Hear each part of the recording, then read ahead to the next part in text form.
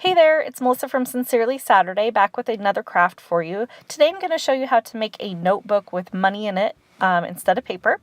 Things you're going to need for this craft are going to be different kinds of cardstock for the front and back of the notebook, cash, padding compound, which you can find on Amazon.com. I'll put a link in the description.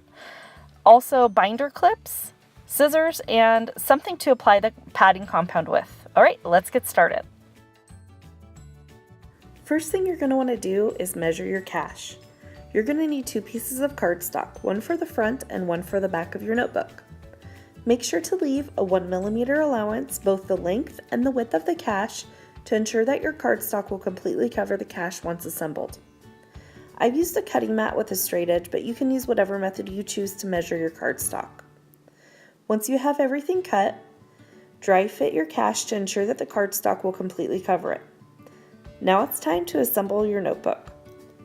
Tamp down the cash as tightly as you can and add binder clips to the top edge. You're going to apply a thick layer of padding compound, let it dry, and add another layer if needed.